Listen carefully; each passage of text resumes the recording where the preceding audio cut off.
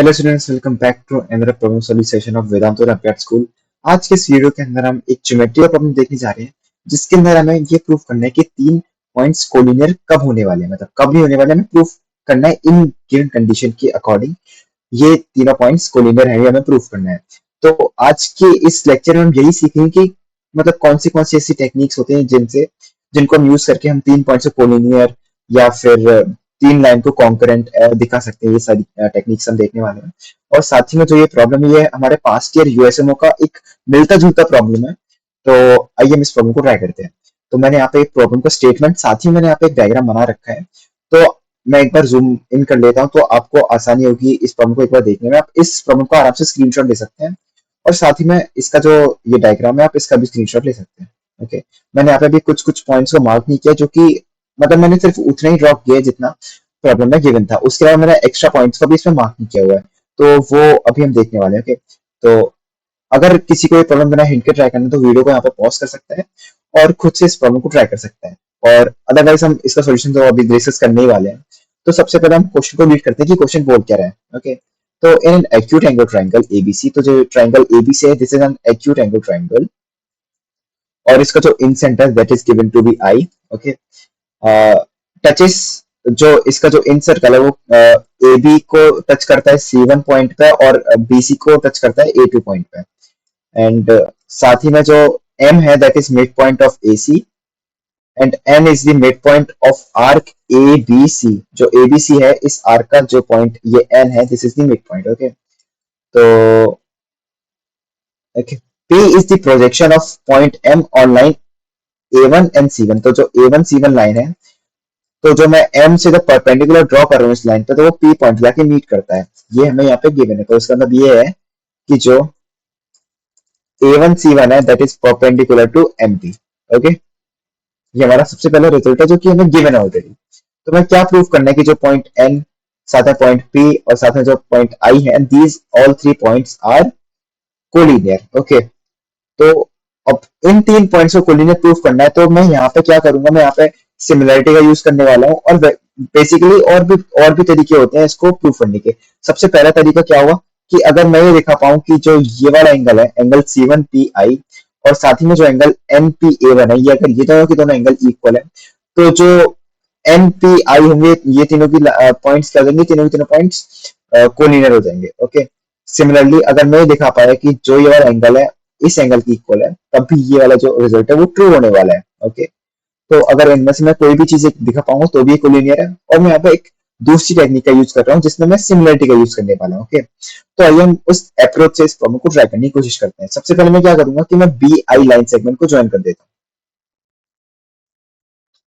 हूँ। ओके, तो हमें पता है कि जो BI लाइन सेगमेंट है that is perpendicular to C1A1, since BI is perpendicular to A1 C1। ऐसा क्यों? क्योंकि जो BC1 A1 है that is an isosceles triangle, और साथ ही में जो BI है that is an angle bisector. अगर मैं ये एंगल C1 BI को अगर अल्फा मानता हूं, तो जो ट्राइंगल C1 B और लेट से दिस पॉइंट इज X, तो C1 BX and A1 BX, ये दोनों के दोनों एंगल क्या है, ये दोनों के दोनों एंगल कॉन्ग्रुएंट है। तो ये वाला एंगल और ये एंगल इक्वल है, और इन दोनों के सम 180 डिग्री है, which implies that BXC1 is 90 degree. या तो एक सेकेंड,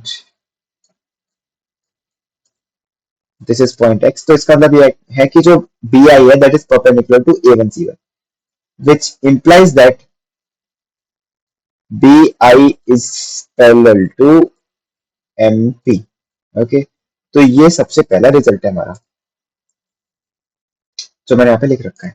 अब इसके अलावा आप ये देखो कि अगर मैं MP को एक्सटेंड करता हूँ, और मैं साथ ही में यहाँ पे क्या करूंगा कि BN को भी यहाँ पे ड्रॉ कर लेता हूँ, और अगर मैं यहाँ पे MP को एक्सटेंड करता हूँ, तो लेट से वो किसी पॉइंट Y पे जाके मिलता है इससे। Okay, and this is the point Y। तो अगर मैं अब ये देखो कि जो BX है और PY है, दोनों की दोनों पैरेलल होने वाली है। तो अगर मैं ये दिखा पाया कि जो NY ओवर NB है, NY ओवर NB है, that is equals to YP over BI अगर ये रिजल्ट होल्ड करता है तो ये दोनों ट्रायंगल सिमिलर होने वाले हैं। अगर सिमिलर ट्रायंगल होने वाले हैं तो इसका मतलब ये है कि जो एंगल वाई एन पी है that will be equals to angle B N I. Is that correct? अगर ये दोनों के दोनों एंगल इक्वल है which implies that N P I ये दोनों के दोनों पॉइंट्स कोलिनियर है। ओके, तो अब हम इसी चीज का यूज करने वाले, अब हम यहाँ पे क्या दिखाने वाले हैं, we will show that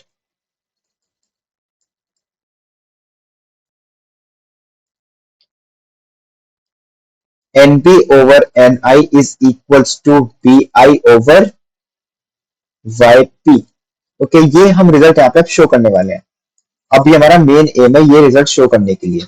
okay, तो आप यहाँ पे ये भी देखो कि मुझे ये अगर प्रूव करना है कि जो ये दोनों ट्राइंगल हैं वाई एन पी और साथ ही में ट्राइंगल बी एन आई ये दोनों ट्राइंगल अगर सिमिलर है तो इसका मतलब ये है कि ये दोनों एंगल इक्वल होने चाहिए साथ में, तभी तो मैं इस वाले रेशियो का यूज कर पाऊंगा जो मुझे मतलब रेशियो प्रूव करना है।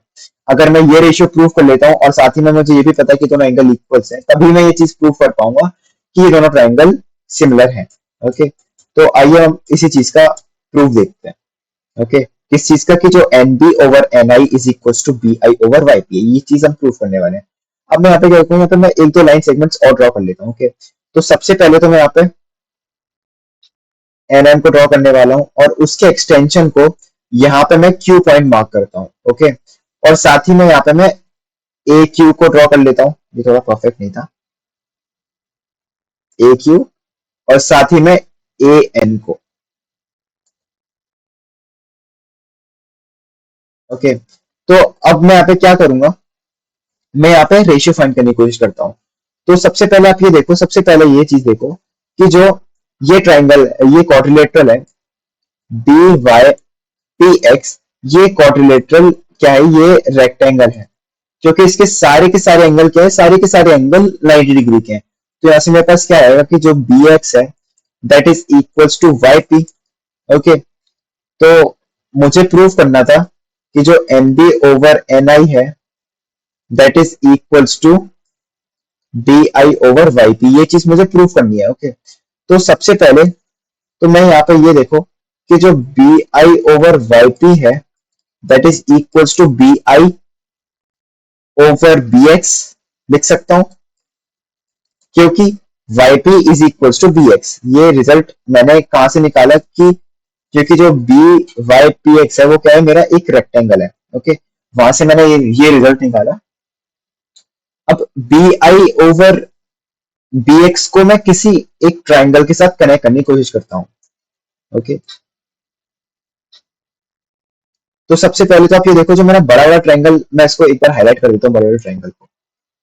बड़ा वाला ट्राइंगल कौन सा, एन ए क्यू, ये वाला ट्राइंगल एन ए क्यू और साथ ही में एन ए एम। तो यहाँ पे आप ये देखोगे कि ये दोनों के दोनों ट्राइंगल क्या है, ये दोनों के दोनों ट्राइंगल सिमिलर है। और मतलब और साथ ही में एक सेकेंड या और ये छोटा वाला ट्राइंगल ये बी आई ए वन, ये दोनों के दोनों ट्राइंगल क्या है, ये दोनों के दोनों ट्राइंगल कॉन्ग्रुएंट सिमिलर है। ऐसा क्यों? सबसे पहले तो आप ये एंगल देखो, अगर मैं इस एंगल को अल्फा देता हूं name A one B I को। Okay, if angle A one B I sorry a1bi is equals to alpha, this is also equals to c1bi because bi is an angle bisector। Okay, तो जब मैं bi को extend करता हूं तो वो q point पे आके मीट करता है, ये रिजल्ट मुझे पता है।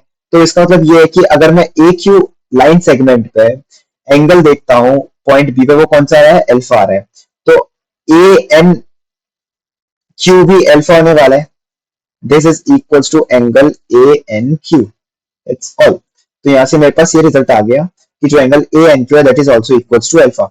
और साथ ही में जो angle B A one I है दिस इज 90 डिग्री और साथ ही में एन क्यू जो ये बड़ी वाली लाइन सेगमेंट है मेरी ये डायगोनल है। तो इसका मतलब ये क्या है कि जो एन ए क्यू है ये भी एक 90 डिग्री है।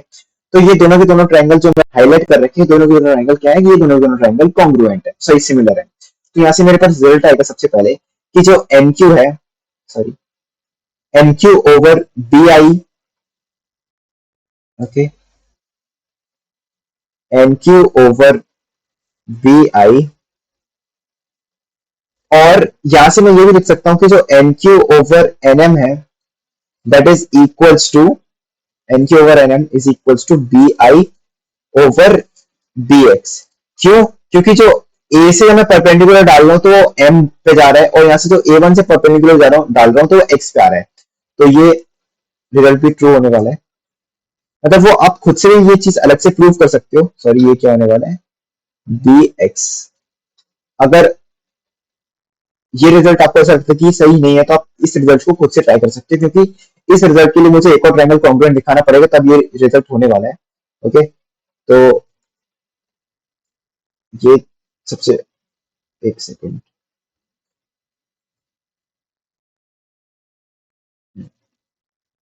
इसको ऐसे हाईलाइट करने देता हूँ।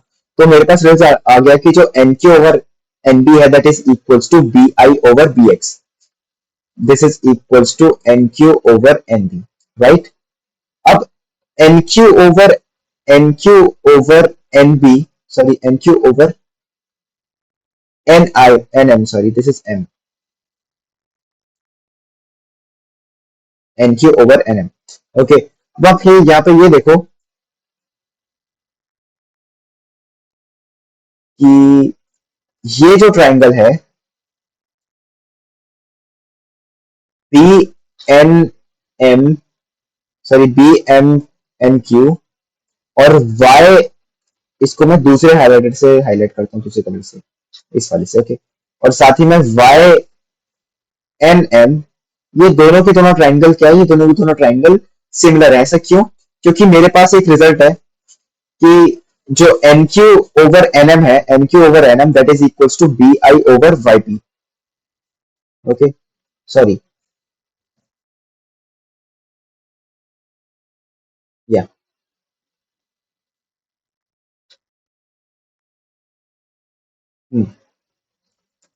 ये रिजल्ट है। अब मेरे पास ये है कि जो, सॉरी, मेरे पास ये है कि जो ये ट्राइंगल सिमिलर क्यों है, क्योंकि जो वाई एम है वो पैरेलल है बी क्यू के। Triangle N Y M is similar to triangle N B Q. क्यों? क्योंकि जो वाई एम है,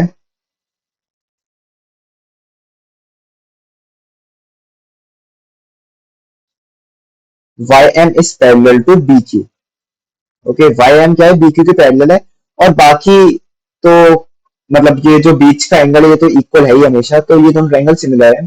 तो यहाँ से मेरे पास रिजल्ट क्या आएगा कि जो N M over N Q है, which implies that nm over nq that is equals to ny over nb,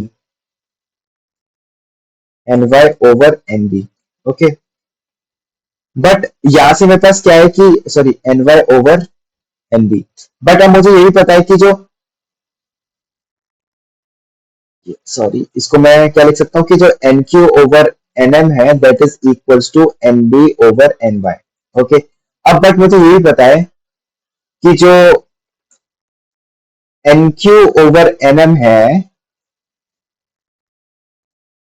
that is also equals to bi over nx, sorry bi over bx, and this is equals to bi over yp। बाकी जो nb over ny है that is equals to bi over yp, वो चीज हमने prove कर दी, which implies that nb over ny is equals to bi over yp। तो इसका मतलब ये है कि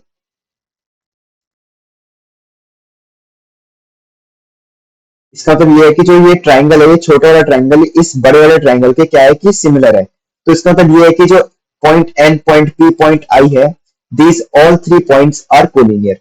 और यही चीज हमें इस प्रॉब्लम के लिए प्रूव करनी थी। और आई होप आपको एक सॉल्यूशन समझ में आया होगा। और साथ ही में अगर आपको इस सॉल्यूशन से रिलेटेड कोई डाउट है या फिर आपको कोई पार्ट पर समझ नहीं आया तो आप वो मेरे को कमेंट सेक्शन में पूछ सकते हो। और अगर आपको कोई और कोई डाउट है जो कि मतलब मैंने पोस्ट नहीं कर रखा है, जो आपको पर्सनल डाउट है, तो वो भी आप कमेंट सेक्शन में टाइप कर सकते हो। उसका मैं रिप्लाई जरूर करूंगा। अगर किसी और स्टूडेंट को वो आता होगा, वो भी अपने मतलब थॉट्स शेयर कर सकते हैं वहां पे। So that's it for this video, and please subscribe to Vedanto olympiad school for more upcoming videos, and thank you.